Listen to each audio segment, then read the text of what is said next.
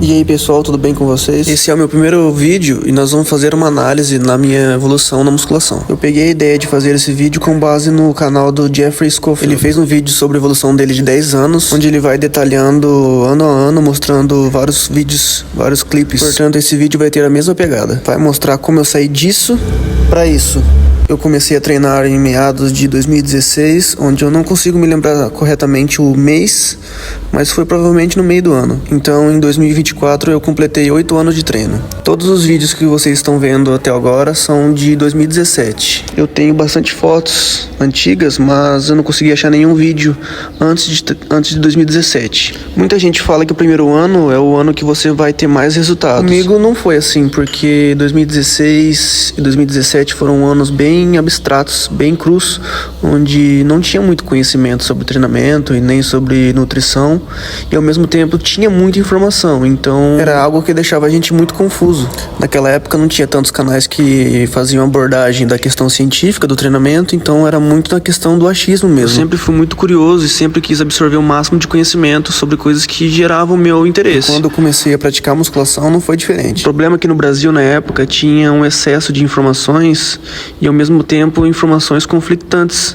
sobre vários conteúdos e temas envolvendo a musculação e a nutrição também. E o YouTube pra mim na época era a melhor fonte onde buscar esse conhecimento. Portanto, pra mim na época a medida para analisar o conteúdo, se era válido ou não, era o tamanho da pessoa.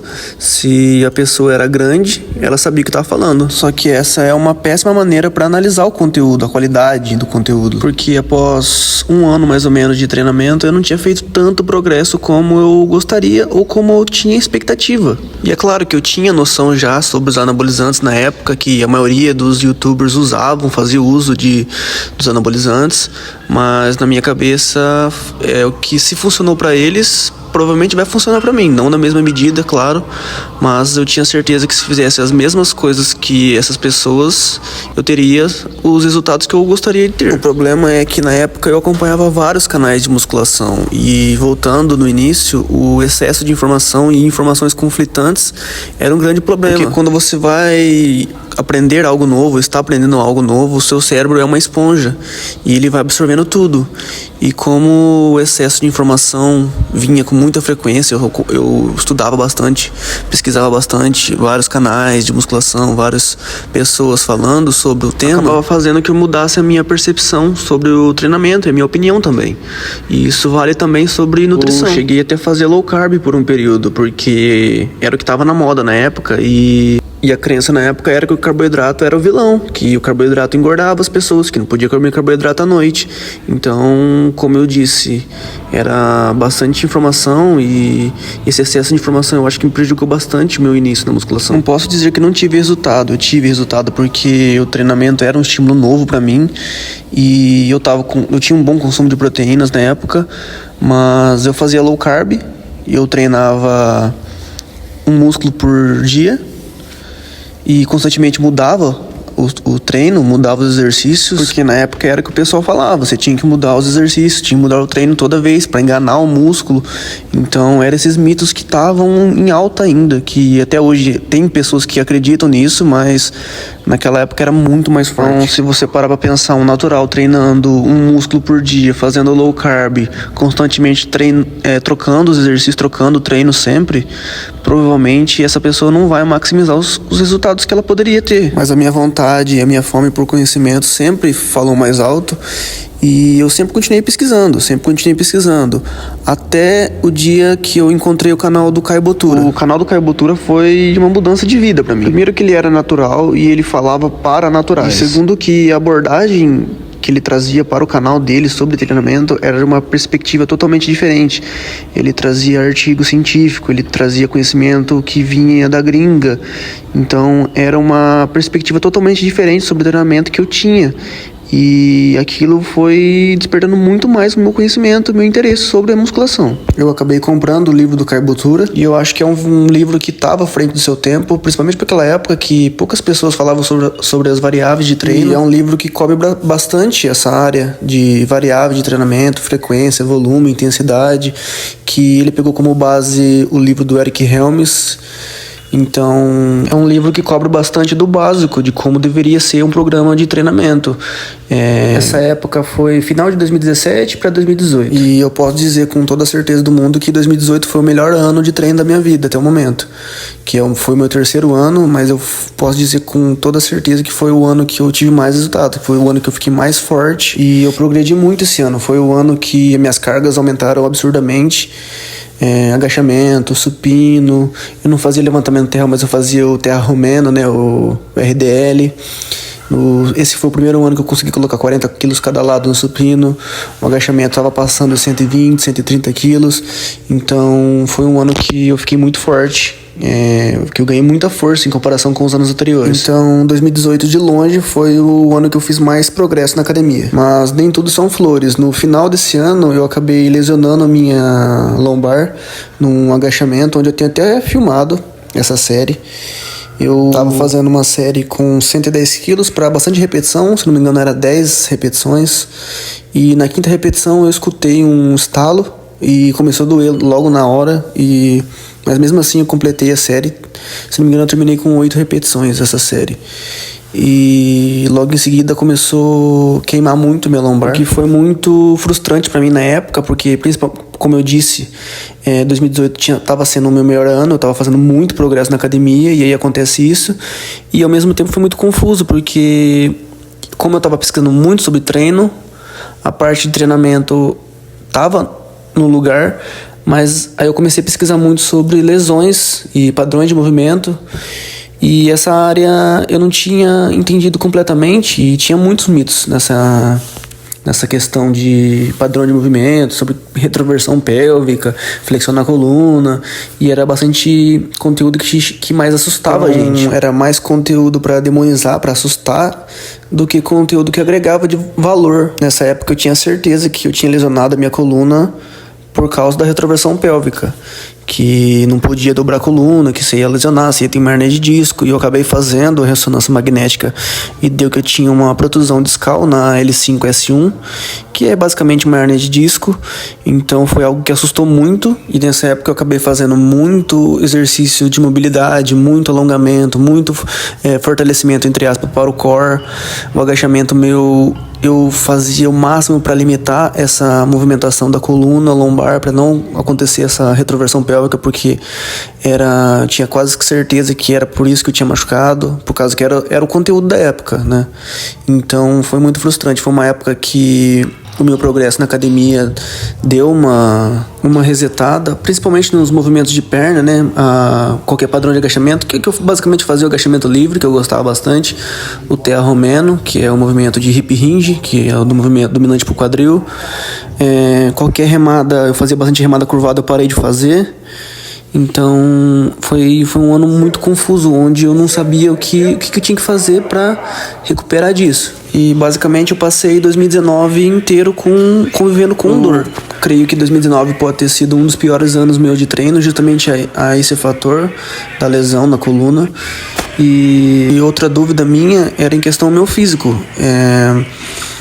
Eu não sabia o que fazer, basicamente, porque até 2018 eu estava em superávit calórico, eu estava fazendo um bulking, onde eu estava ganhando bastante, e aí acontece a lesão, e eu estava planejando já fazer um cutting, só que eu não achei a melhor ideia fazer um cutting em processo de recuperação de lesão.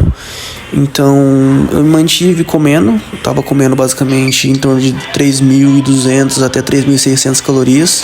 E acabou sendo um ano que eu ganhei muito peso. E eu creio que a maior parte desse peso tenha sido mais gordura do que massa muscular. Só para comparação, eu comecei a treinar eu pesava em torno de 66 quilos. No final de 2018 eu tava com em torno de 84 quilos e meio, quase 85. E aí acontece a lesão.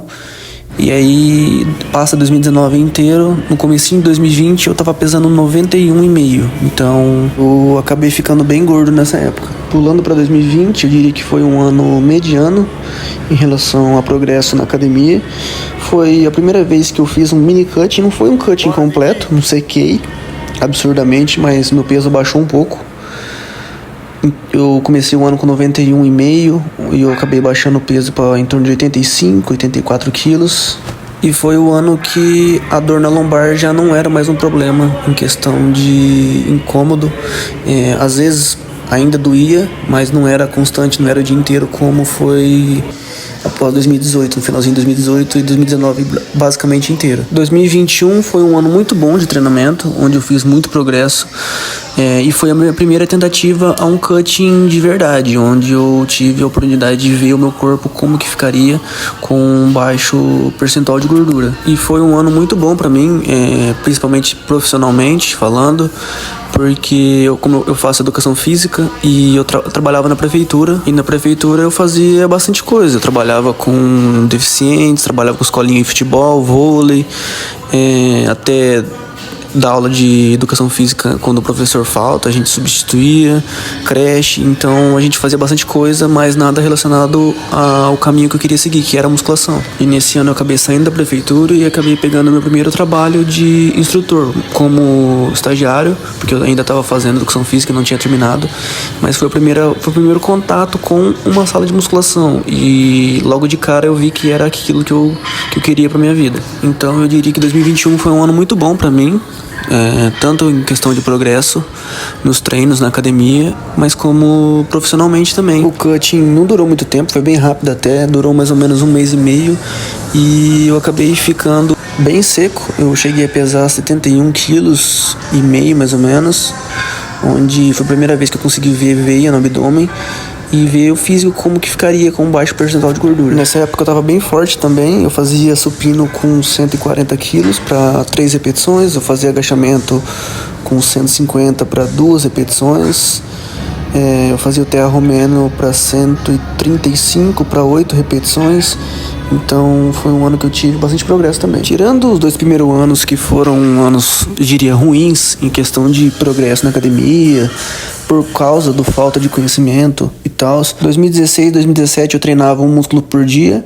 2018, após o livro do Caio Botura, eu comecei a treinar 6 vezes na semana e fazia divisão ABC, onde era push, pull, legs e push, pull, legs. Repetia esse ABC 2 vezes na semana. E eu mantive essa divisão até 2019, mais ou menos. A partir daí eu comecei a treinar 5 dias na semana, onde minha divisão era um híbrido de push-pull legs e upper-lower. Então eu começava a semana fazendo push-pull legs e terminava com upper-lower. E eu mantive essa divisão de 5 dias na semana por muito tempo. Até o ano passado, mais ou menos, eu mantive essa divisão. Não exatamente igual, a seleção de exercício com certeza mudou de vários anos, mas a divisão sempre foi de 5 dias nessa questão de um híbrido entre upper, lower e push-pull legs. Continuando a jornada, 2022 foi um ano bom também. Foi o ano que eu me formei na faculdade e eu comecei a dar aula de personal. Então eu saí do instrutor da academia como estagiário e comecei a pegar aluno de personal. E eu diria que foi um ano muito bom também, em questão dos treinos, em questão dos progressos na academia, e profissionalmente também foi muito bom, onde eu moro numa cidade pequena que tem em torno de 15 mil habitantes, e eu comecei a fazer meu nome no personal, pegando bastante aluno. Eu era sócio de uma academia particular, onde eu treinava e levava meus alunos nessa academia. E como o personal estava indo muito bem, eu estava fazendo meu nome na cidade, eu comecei a mexer os pauzinhos para que eu conseguisse abrir a minha própria academia. Portanto, 2022 se voltou inteiro eu consegui abrir minha própria academia.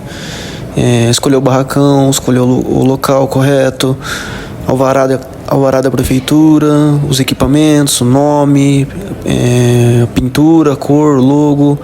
Foi um ano dedicado para que eu conseguisse ter o meu próprio negócio. Chega 2023, eu já tinha escolhido o barracão, já tinha escolhido o nome, os equipamentos, mas as coisas não são tão simples assim. Para chegar aos equipamentos demora bastante tempo, tem bastante processo de burocracia que precisa ser feito até que a academia possa estar aberta, em questão da documentação, CREF, entre outras coisas. Mas enfim, em maio a academia estava sendo inaugurada e 2023 acabou sendo um ano muito bom Os treinos continuei progredindo. No final de 2022 eu acabei fazendo um cutting, e onde eu sequei bastante também. Acho que não sequei igual a primeira vez, eu acabei ficando com 72,5 quilos mais ou menos, mas com certeza eu tava com mais massa muscular também. E em 2023 eu não entrei num bulking agressivo, eu não fiquei em um super superávit calórico, muito acima das minhas calorias de manutenção,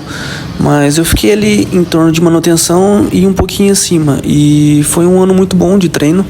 Foi um ano que eu comecei o ano seco, então gradualmente meu peso estava subindo de pouco aos poucos, né? Eu não ganhei muito peso de forma muito rápida.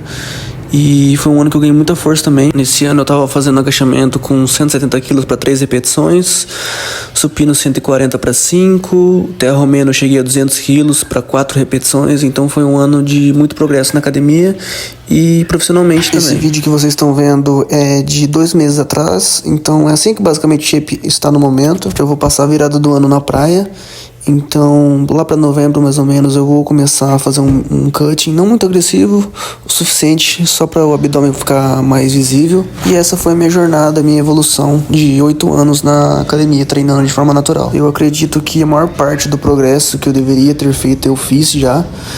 Eu diria que eu estou próximo do meu limite natural, mas ainda existe muito progresso a ser feito. Eu acredito que eu consigo ficar mais forte, consigo melhorar meus levantamentos, eu consigo melhorar o meu físico como um todo. E eu gostaria sim de competir no powerlifting um dia e no fisiculturismo natural também. Não tenho planos traçados para isso, é só algo que eu gostaria. E se você ficou até aqui, provavelmente você gostou do conteúdo. Eu peço para você se inscrever no canal e dar o like. Se tiver alguma dúvida, deixa aqui nos comentários e até a próxima. Um abraço.